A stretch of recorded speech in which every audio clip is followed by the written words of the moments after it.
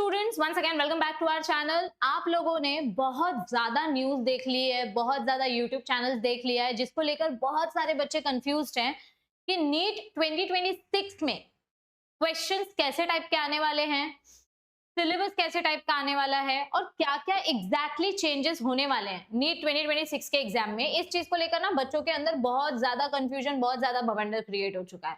अब आपका ये जो कंफ्यूजन है यही मैं शॉर्ट में क्लियर करने के लिए आई हूँ, क्योंकि जब मैं लेक्चर्स पढ़ाती हूँ या जब कभी मैं लाइव आती हूँ एमसीक्यू सॉल्व करने के लिए, तो कुछ बच्चों के कमेंट्स में देखती हूँ कि मैम नीट 2026 में बाहर से रेफरेंस बुक से पढ़ना पड़ेगा क्या, या फिर हम सिर्फ टेक्स्ट बुक पढ़ के जाएंगे तो नहीं चलेगा क्या, या सिर्फ थ्योरी पढ़ के जाएंगे और एमसीक्यूज कम प्रैक्टिस करेंगे तो नहीं चलेगा क्या। ऐसे बहुत सारे क्वेश्चंस मैं देख रही हूँ और ऐसा भी बोला जा रहा है मैम मैं सिर्फ पीवाईक्यूज पढ़ के जाता हूँ, मैं थ्योरी नहीं पढ़ूंगा तो चलेगा क्या। तो मुझे नहीं पता कि आप लोगों ने कहां से क्या पढ़ा है, क्या सुना है। नीट एग्जाम एग्जैक्टली किस लिए कंडक्ट किया जाता है और कैसे उसके क्वेश्चन सेट किए जाते हैं, उसके पीछे का गोल क्या है।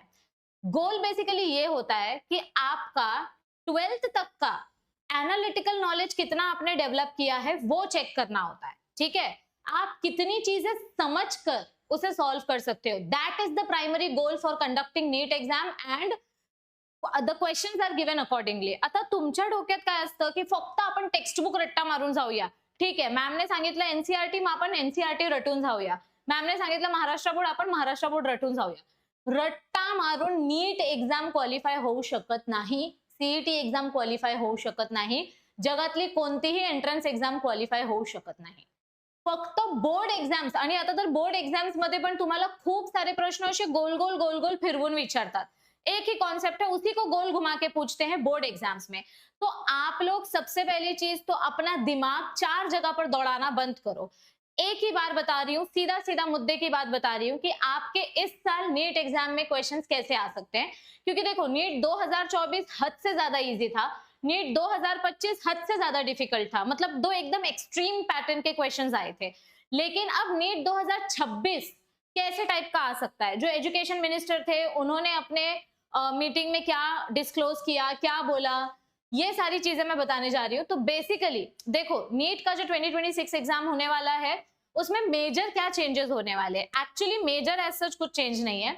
पहली चीज 90% क्वेश्चन एनसीईआरटी फोकस्ड होने वाले हैं, ये उन्होंने अपनी मीटिंग में बोला। आता 90% क्वेश्चन एनसीईआरटी मधून येणार म्हणून सगळे मुलं आता एनसीईआरटी रटायला बसतील, असं नसतं। आप सिर्फ एनसीईआरटी को रट्टा मारकर पास नहीं कर सकते। 90% क्वेश्चंस फ्रॉम एनसीईआरटी म्हणजे काय, एनसीईआरटी चे जे टॉपिक आहेत त्याचे इन बिटवीन जी लाइन्स असते ना ते कॉन्सेप्ट समझना खूप गरजेचं है। एनसीईआरटी के कॉन्सेप्ट में जो इन बिटवीन कंटेंट दिया होता है, इन बिटवीन द लाइन्स, यानी दो लाइन्स के पीछे उसका पीछे का बैकग्राउंड क्या है, उसकी हिस्ट्री क्या है, उसका इन डिटेल डेप्थ में नॉलेज क्या है वो समझना जरूरी है। और आप लोग वही गलती कर देते हो, एनसीईआरटी में इतना दिया है मैं इतना ही रट्टा मार के जाऊंगा तो मेरा नीट एग्जाम निकल जाएगा, ऐसा नहीं होता है। 90% concept will be from NCERT. यहाँ पे मैंने जो लिखा है 90% क्वेश्चंस, यानी कि 90% क्वेश्चंस जो होंगे उसका कॉन्सेप्ट कहां से होगा, एनसीईआरटी से होगा। तो 90% कॉन्सेप्ट एनसीईआरटी से जो रिलेटेड है उससे क्वेश्चंस बनाए जाएंगे। आप लोग यही कंफ्यूज हो गए हो क्योंकि जो हमारे जो एजुकेशन मिनिस्टर थे उन्होंने बोला कि नीट 2025 का पेपर बहुत डिफिकल्ट आया है, तो अब नीट 2026 के पेपर में हम ऐसा पेपर बनाएंगे कि क्लास 12th का जो बच्चा है, जो कोई ज्यादा महंगी कोचिंग में नहीं जाता, जो सिर्फ क्लास 12th की प्रिपरेशन कर रहा है, वो भी इजीली एग्जाम क्रैक कर सकता है, ऐसा उन्होंने बोला। लेकिन इसका ये मतलब नहीं है कि तुम सिर्फ बुक रट्टा मार के जाओगे तो एग्जाम क्वालिफाई कर लोगे। तुम्हें कॉन्सेप्ट को इन डिटेल में पढ़ना है। अब इसका ये भी मतलब नहीं है कि आप एमबीबीएस की फर्स्ट ईयर की बुक्स उठाकर लाओ और पढ़ना चालू कर दो।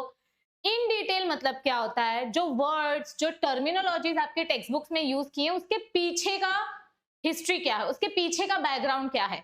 जैसे अगर मैं बोलूं test cross back cross inheritance वाले चैप्टर में, तो सिर्फ टेस्ट क्रॉस मतलब F1 इंटू रिसेसिव पेरेंट, सिर्फ इतना रट लेने से नहीं होगा।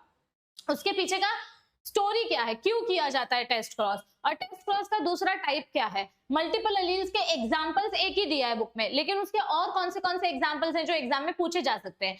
ये जो एक्स्ट्रा इंफॉर्मेशन है ये आपको सिर्फ एक एक्सपीरियंस टीचर ही बता सकती है जो कई सालों से नीट पढ़ा रही हो या पढ़ा रहे हैं।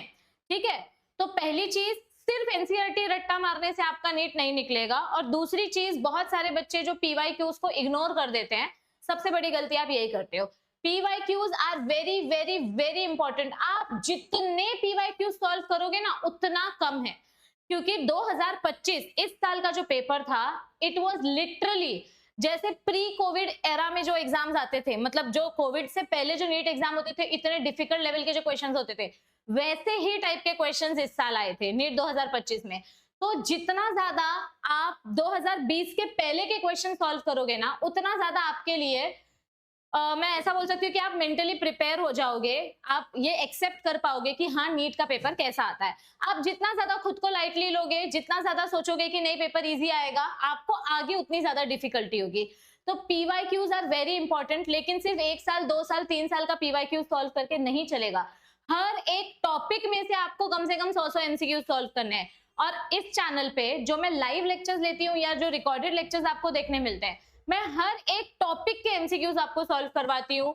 हमारा जो एमसीक्यू शॉर्ट सीरीज है, मैं उसमें आपको दिन में कम से कम 2 से 3 एमसीक्यूज देती हूँ विद एक्सप्लेनेशन।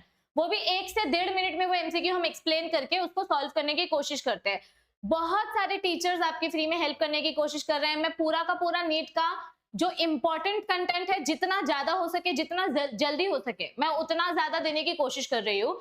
लेकिन उसके लिए आप लोगों को पहले तो डिसिप्लिन में आना पड़ेगा और आप लोगों को कंफ्यूज होना बंद करना पड़ेगा। आप ज्यादा मत सोचो। आप लोग सोचते बहुत हो, करते कम हो। थोथा चना बाजे घना, ऐसे मैंने एक कहावत सुनी थी कि मतलब जो इंसान बहुत ज्यादा सोचता है ना, वो कुछ करता नहीं है।